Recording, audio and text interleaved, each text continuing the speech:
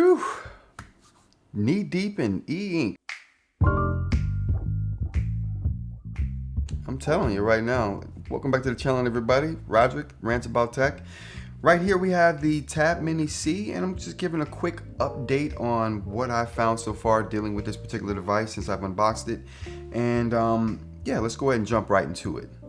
Alright, so like I said, I'm just going to be talking about the things that popped out to me since I've had this particular device that stood out the most. So starting off at the top, we have widgets, which to me are supremely awesome. You can have so much information on the screen when you're dealing with widgets. It's just insane. And it's just a really good way to have a quick glance at your information. So I have a screen here. Is it on? Oh, that's not on. Oh, that's great. So I have my screen right here set up to just show me all my information at a glance. I have my Google Drive right here. I have my calendars right here, or my calendar right here. I have the internal calendar, or the calendar that came with the device right here, and just so it shows me the current memo, and that kind of rotates throughout the day, so I can in the future set memos on particular days, and as soon as that day comes up, that memo will pop up right here. And that's good for letting me know when my videos are dropping, or if I have something to do that day that's not really in my normal schedule for my Google schedule right here. And also I have notes right here, so it shows me on my recent notes. So with this view right here, I can pretty much see all of the stuff that I have to do to keep me on track, and have quick access to all of the notes that I work with the most. So that's super convenient for me. So that's the biggest thing that I noticed right off the bat there is the ability to have widgets on your home screen. Good color for e-ink. Now, I've compared this up against another unknown e-ink device that has color. We won't get into that yet. I won't spoil that yet. It's coming.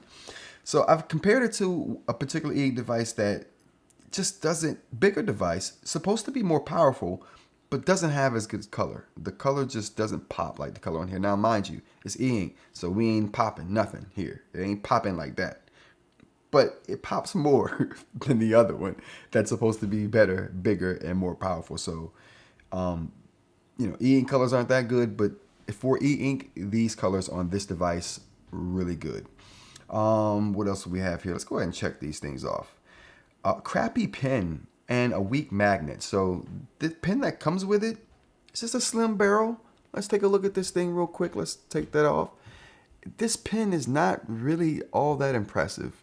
It's just a barrel. It's got ribs on it that to me are going the wrong way. If you're going to have ridges on something, it should be going the way that's going to stop my finger from slipping towards the edge of this thing. But no, it's kind of like facilitating the slip toward the edge. I don't know what that's about, but whatever. The nib here is really, I don't know what to say about it other than it's a felt nib that feels like felt, and I don't like it at all, period.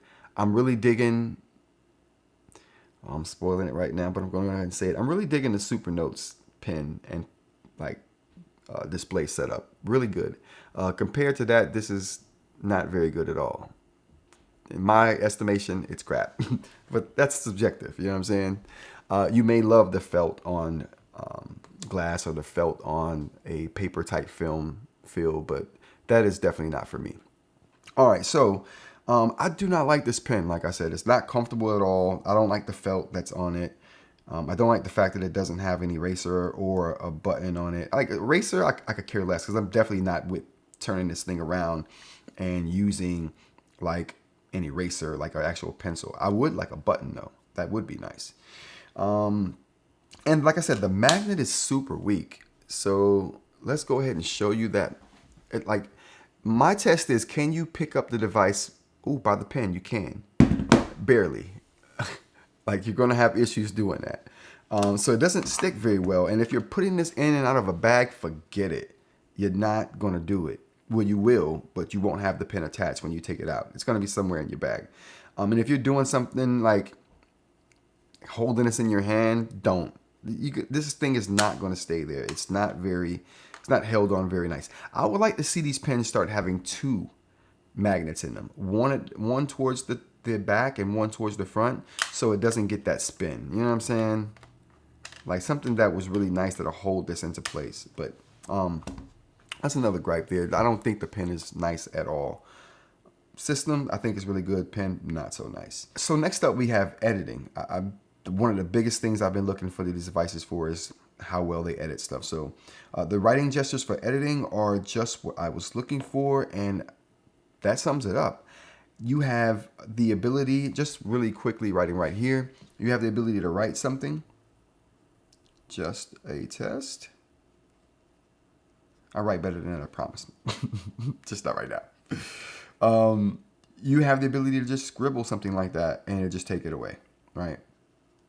So that to me is really good. It's a gesture with the pen that doesn't require you to go find the tool. It doesn't require you to push a button. It doesn't require you to turn the thing around and erase.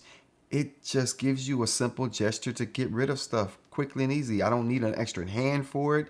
I can be holding a beer in this hand and drinking and still do my work. Other devices who won't need named right now, but the reviews are coming, the unboxings are coming, all that's coming. You have to use your other hand, or maybe this hand to do stuff if you're the Remarkable 2. This to me is the most intuitive way. Crappy pen, but the gestures are awesome. Also, the next thing you can do is just circle something. Like if I wanted to just take that and move it somewhere else, you circle it. And now you have access to just move it anywhere you want to move it. You can resize it. You can spin it. Can you spin it? Oh, do we get the spinning? Yep, you can spin it if you want to. I mean, come on, man. That's just nice. That's really nice. So, and that's just a gesture that you can do off the cuff, right? So, and you know, I could have just circled that and just erased the whole thing too and just cut it out of there. So you have options. The writing gestures to me are the best on this device. If you're writing, the options you have for writing on this device, bar none, the best out of all devices I've tested.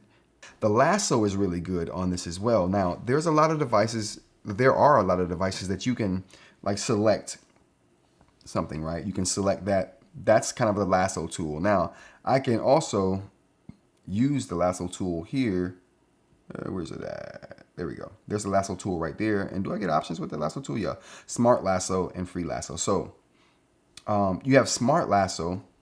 And the Free Lasso kind of it works differently, but it works equally as well. So what you can do is circle something like so, right? And now I can move it, right? That's the Smart Lasso. Now, what is cool about this particular Lasso to me that has not worked with any other system the way that it should work, in my opinion, is that it can differentiate words that were written together from words that were not. So let's just take an example here. If I have, matter of fact, right here. So you see right here how I have editing written right here, but the tail of the G kind of goes down into the tail of the G goes down and crosses the top of the T for the just that's below it. So that's two words that are intersecting with each other, right? Any other Lasso tool, any other device that I used, if I selected one of those words or tried to, it would move not only that word, but whatever the word had connected to it. It would select and move.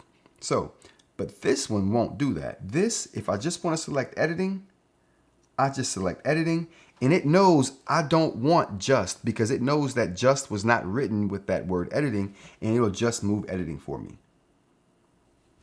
So the T in just stays there, even though it was connected to the G in editing. That to me is brilliant, and it always works. I've never had a problem with it not working like it should. It just works. No other device would have done that. It would have taken whatever that Lasso surrounded, it would have just cut that out and taken it with. So that to me is intelligent lassoing right there. And that to me is awesome. It makes selecting words and moving them, if you want to reorganize your thoughts, so much easier, and it's less stressful and more confidence inspiring is what this is. It allows you to think that you can do these things because you can, and you won't affect any other part of what you're trying to manipulate. All right. Oh yeah. Quick note on that. Sometimes though, when you're trying to lasso something, and the lasso tool is good, but this is what I wish they would fix on the lasso tool. Now, once I've lassoed this and you see it right there, I've selected it, it's sometimes super hard to select it to move it. Most times when you're selecting something, the box that's surrounding the selection is so close to the selection that it thinks that you're choosing one of the resizing anchors when I'm just trying to move it. So right now, I would just be trying to move this. I'm gonna select right in the middle. You see how it makes it squish down? It thinks I want to manipulate the shape instead of move the item altogether. If I make this thing really big, I can select it and move it. But I think devices like the Supernote do it very well. When no matter what you select, it gives you a wide berth around that item you selected. So it knows distinctly, yes, do you want to move this item because you have lots of area to pick to move it?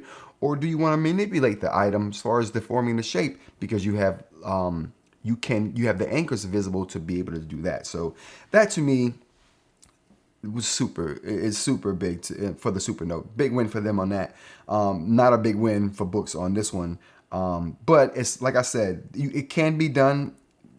You know, I just wanted to put the bad side of the lasso in there since I was praising the lasso about how well it selects things. It's not the perfect for manipulating those things after it's been selected, but you can select it. And that's just usually with smaller items that you're trying to select. Usually when you're selecting larger words or letters or objects, that's not an issue. But I'm always trying to move my icons around to different spots when I copy and paste them, and that's always a problem. All right, this device works just like a tablet does. For all intents and purposes, it just has an eInk screen, which is not good for everything that a normal tablet LCD LED screen is good for. But there are some advantages, obviously, to having this. And I have a video right here describing those advantages and disadvantages to LED LCDs. But anyway, super versatile, lets you customize a lot of things like I was talking about earlier with the widgets and whatnot. So you can do a lot with this device. And it has the Google Play Store, so you can download apps for whatever the device doesn't do, you can have it do. So super versatile system. I definitely love it. And the downside of that is if you're not super techy, if you're not super tech savvy, if you don't want to dive into menus after menus trying to get things how you want them, or if you're not into customizing at all, then this may not be a boost for you or may not be a plus for you at all. All right. Global writing box. To me, this is the biggest seller of this device. No matter where you go, no matter what app you download, if it has a text box, you can write your response in it. You can write your input in and it will transfer or convert it to text if it needs to be converted to text for you and fill that box in. You never have to use the software keyboard on this device ever. And I love that. That to me is the #1 selling point of this thing. All right, everyone. Those are just some quick things I've learned and came up with my short time with this device, and I'm gonna do a full review and maybe another 1 or 2 of these short videos, bringing up some things that I like and maybe don't like about it as well. So get subscribed so you get those videos in your feed, and go ahead and like this video if you liked it for me. All right, everyone, that's it for me. Until next time, take care.